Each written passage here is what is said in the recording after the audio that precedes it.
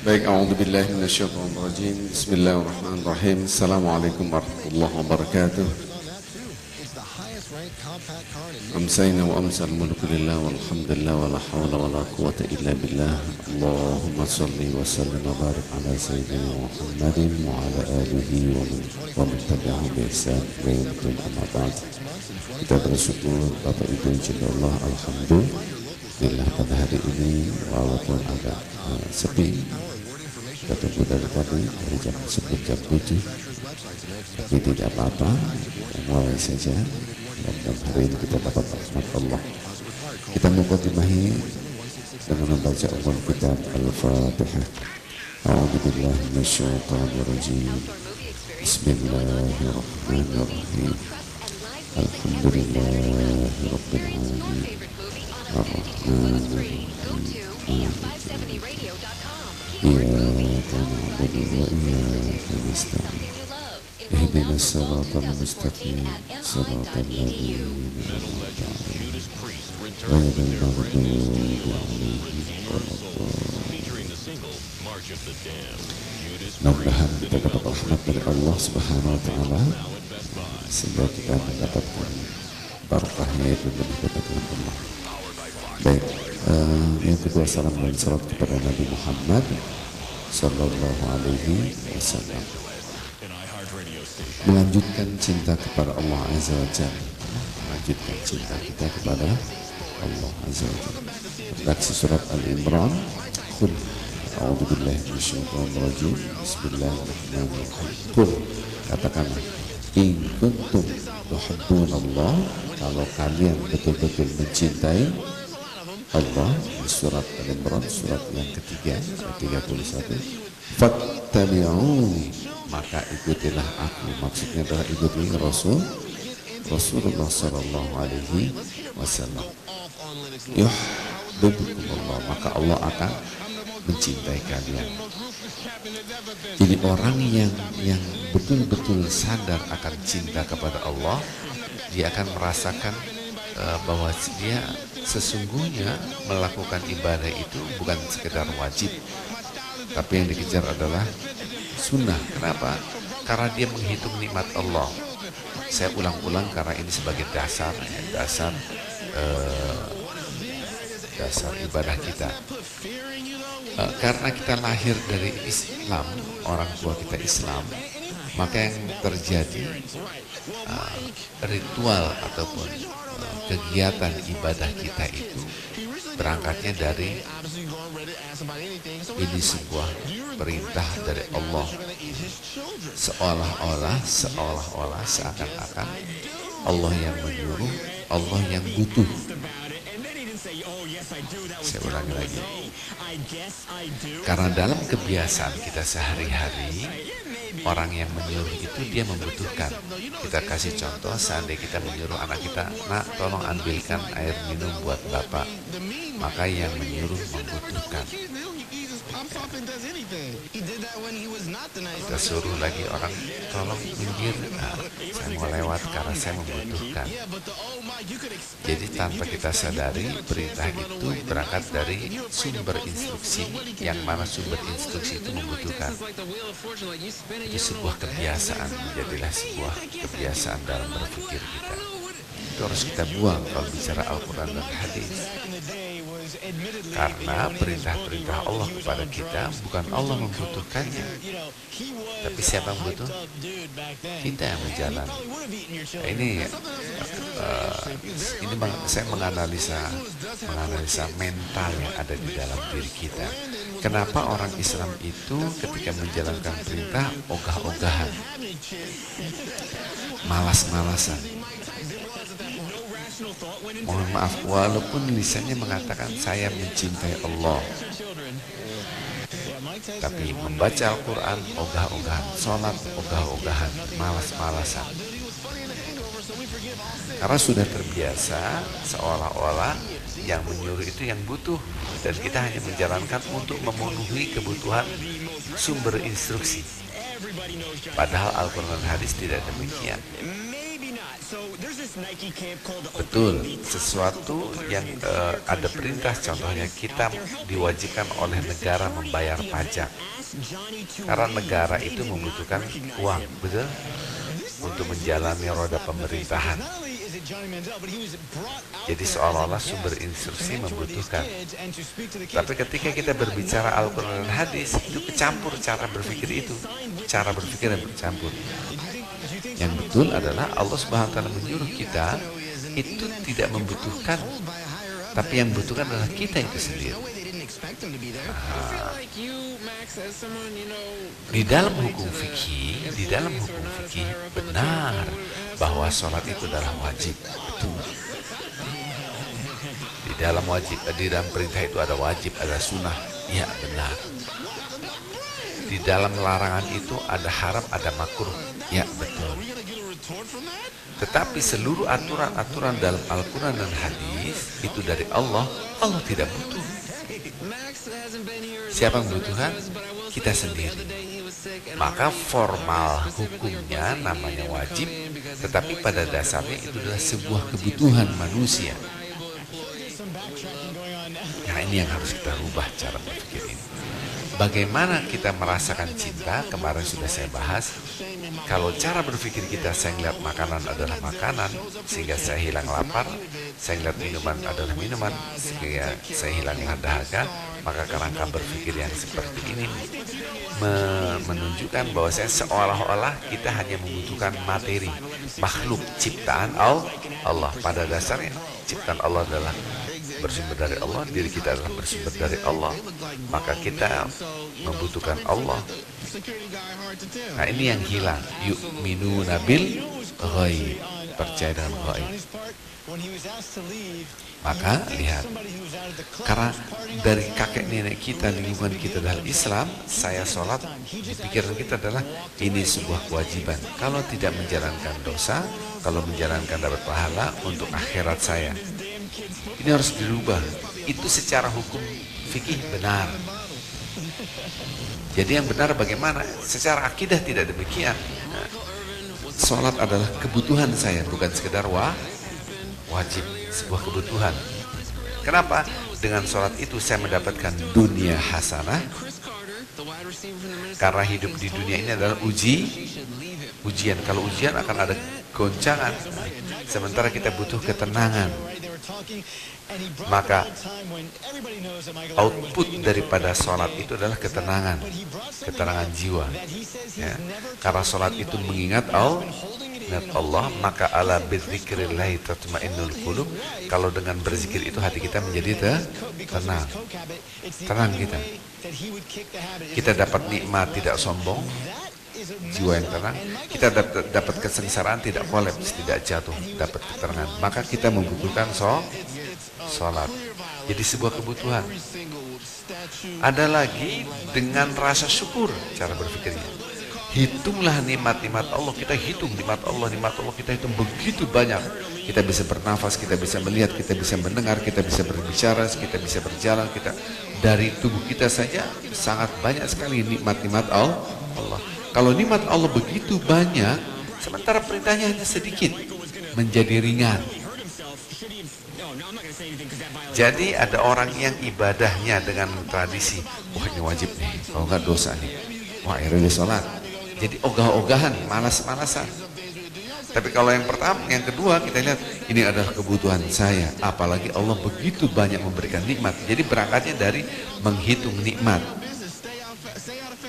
Okay. Jadi ibadah itu akan menjadi ringan, akan menjadi kecil apabila kita menghitung nikmat. Pegang itu, pegang. Ketika kita menghitung nikmat, maka akan ada rasa cinta.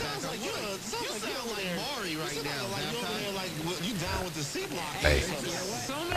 Sekarang ketika kita menjalankan ibadah yang wajib, karena manusia ini orang yang baik ini dia selalu menghitung nikmat, dia melirik yang namanya sunnah. Sunnah kemarin kita sudah jelaskan proses penyeleksian siapa yang benar-benar mencintai Allah. Dasarnya Pak, kalau wajib tidak terseleksi, kemarin sudah saya terangkan ketika setelah sholat tarawih. Nah, sekarang kita lihat ternyata kalau kita kumpulkan dalil-dalil sunnah, itu rewardnya, pahalanya, iming-imingnya, hadiahnya itu sangat menggiurkan. Maksudnya apa? Maksudnya lebih deskriptif dibanding yang wajib. Tentu wajib di atas sunnah, itu kita sepakat lah, kita tidak bahas. Tapi apa yang kita dapat itu betul-betul merangsang kita untuk melakukannya. Artinya pahalanya betul-betul menggiurkan. Nah, maka saya katakan bahwa sunnah itu apabila kita kerjakan mendapatkan untung besar, apabila kita meninggalkan mendapatkan kerugian besar. Saya kasih gambaran, oke. Dilihat sini. Awal Ramadan sampai akhir Ramadan hukumnya wajib, betul? Puasa Ramadan. Setelah itu 1 Syawal haram berpuasa, ya. Kemudian dari 2 Syawal sampai akhir Syawal ada namanya puasa 6 hari. Itu hukumnya sunnah. Anda boleh bayar langsung, cash, full payment, 2 Syawal, 3 Syawal, 4 Syawal, 5 Syawal, 6 Syawal, 7 Syawal, selesai. Karena 1 Syawal haram, ya. Atau kredit, dikit-dikit, ya. Tanggal 2 Syawal sih, besok ada hal lebih halal nggak jadi, gitu. Terpas 4 Syawal bayar lagi, gitu ya. Nggak langsung dicicil. Boleh, yang penting 6 Syawal, ya. Nah, lihat hadiahnya dari Allah. Barang siapa yang puasa 6 Syawal itu seperti saumedar, seperti puasa sepanjang masa. Di dalam hadis seperti puasa selama setahun penuh. Hitungannya dalam tafsir hadis ini 30 hari dikali 10 jadi 300, 6 hari kali 10 jadi 360. Ya sekitar 1 tahun. Jadi kalau kita puasa 6 hari itu pahalanya sama dengan puasa setiap hari sepanjang masa. Subhanallah. Dahsyat. Nah, sementara puasa 6 Syawal hukumnya sunnah. Setelah wajib dilihat oleh Allah siapa yang betul-betul mencintai aku, coba. Formatnya apa? Bentuknya adalah sunnah. Loh, kalau wajib mereka mengerjakan. Di berandai-andai 6 Syawal itu hukumnya wajib. Kalau tidak menjalankan 6 Syawal maka gugurlah puasa Ramadan. Kira-kira pada puasa 6 Syawal enggak? Pada puasa 6 Syawal maka tidak akan terseleksi. Kita berbicara sholat subuh 2 rakaat. Sholat subuh 2 rakaat tidak dapat dalam Al-Quran dan hadis, dapat apa? Padahal itu levelnya adalah wajib. Tapi sholat subuh berjamaah, Masya Allah, berjamaah itu sama dengan pahalanya sholat 1 malam gak berhenti. Dari azan maghrib sampai azan subuh, Allah. Terus gak berhenti. Seperti sholat selama satu malam. Subhanallah, Masya Allah. Ada lagi namanya qobliyah subuh ataupun sholat sunnatul fajar. Ini di Indonesia pemahaman sunnah fajar salah, ya. Di Indonesia banyak pemahaman sunnah fajar itu sebelum azan subuh itu salah. Sholatul fajri, sholat fajar sama dengan sholat subuh, ya. Sholat fajar sama dengan sholat subuh itu yang benar. Sholat sunnah fajar namanya qobliyah subuh itu yang benar. Saya ulang lagi, kalau sholat fajar itu sholat subuh, sunnah fajar yaitu qobliyah subuh, karena subuh tidak ada ba'diyah. Nah, di dalam hadis barang siapa yang sholat sunnah fajar ataupun qobliyah subuh itu sama dengan sholat 1 malam. Masya Allah. Berarti kalau kita qobliyah subuh, sunnah qobliyah subuh plus sholat subuhnya berjamaah sama dengan 2 malam kita berturut-turut tidak berhenti sholat. Allah, terus nggak berhenti. Subhanallah, Masya Allah. Berarti kalau kita menjalankan 2 rakaat sebelum subuh mendapatkan untung besar, betul? Kalau meninggalkan qobliyah subuh yaitu sholat sunnah fajar mendapatkan kerugian kerugian yang besar. Walaupun secara fikih kita tahu sunnah itu menjalankannya mendapatkan pahala, ya. Tidak menjalankannya tidak dapat dosa, berarti tidak apa-apa kan gitu. Memang benar fikih. Tapi kalau seperti itu tidak ada trigger untuk melakukan ibadah sunnah. Nah, jadi yang benar apa? Untuk menjadikan sebuah rangsangan. Satu, ibadah sunnah adalah proses penyeleksian siapa yang benar-benar mencintai Allah. Itu hadis riwayat Bukhari. Seorang hamba selalu menjalankan ibadah wajibnya dan terus menjalankan sampai ibadah sunnah-sunnahnya dikerjakan sampai aku mencintainya. Subhanallah, ya. Berarti ibadah-ibadah sunnah adalah untuk menggapai cinta Allah. Kalau wajib memang sebuah kewajiban. Kemarin saya sudah jelaskan, ya.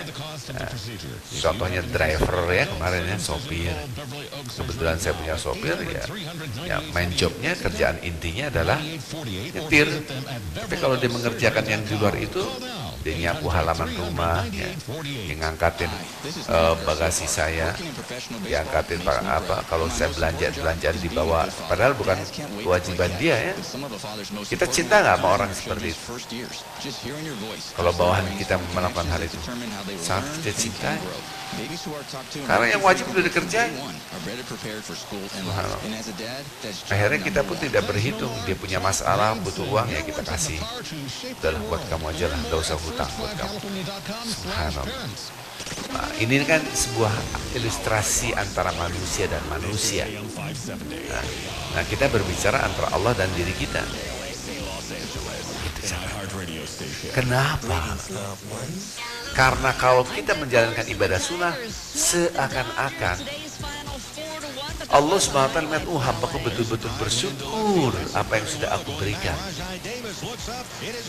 Nah, nanti saya akan jelaskan lebih lanjut nanti insya Allah.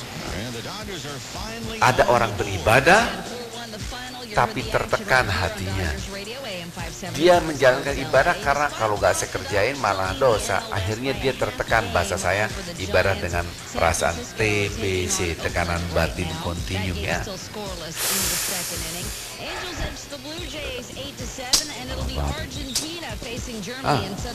Puasa juga begitu.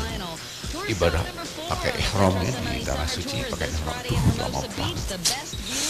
Tawaf 1 putaran, 2 putaran, apalagi satu Quran 2 putaran, semuanya 77 kan, tertekan. Nah, tertekan batinnya.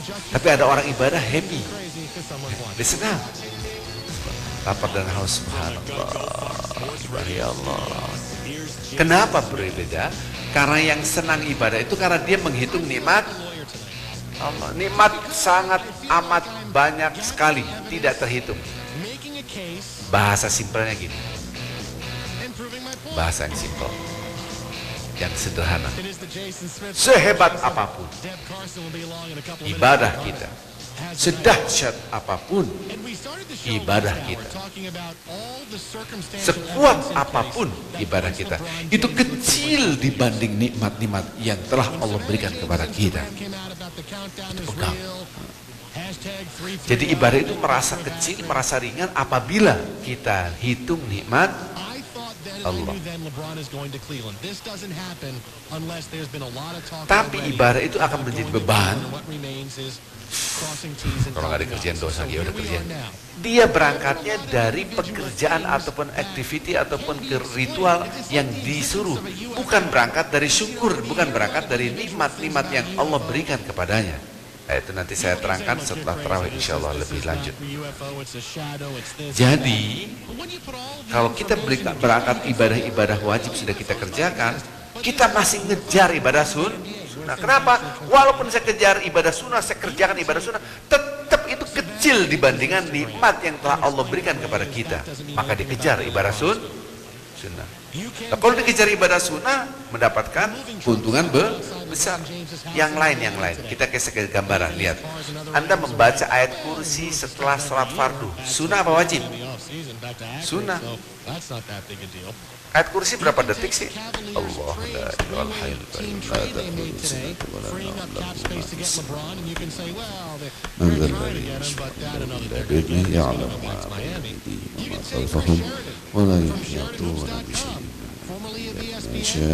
wasi'a kursiyyuhu samawati wal ardh wa la yaquduhu. Nggak sampai 20 detik ya. Taruhlah 20 detik ya. 20 detik. Kalau Anda bayar 20 detik setiap habis sholat fardu, baca ayat kursi, dijamin husnul khatimah, surganya jelas. Bayarannya dikit tapi mendapatkannya banyak. Maka kalau menjalankan ini satu kali ayat kursi setiap habis sholat fardu, untung besar. Kalau kita nggak kerjain, sunnah kan sunnah. Pemahaman kita ya nggak dikerjain nggak apa-apa. Padahal kalau tidak mengerjakan rugi besar. Subhanallah. Ini ibadah sunnah.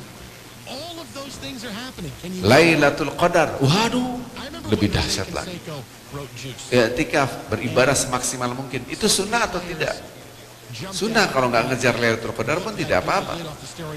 Tapi rugi besar. Nah ini yang nanti kita akan lanjutkan karena ini sudah dekat lagi azan ya. Jam berapa azan Pak? Jam 8 lewat 8 ya sudah habis ya. Subhanakallah wa bihamdik asyhadu an la ilaha illa anta astaghfiruka wa atubu ilaik. Assalamualaikum warahmatullahi wabarakatuh.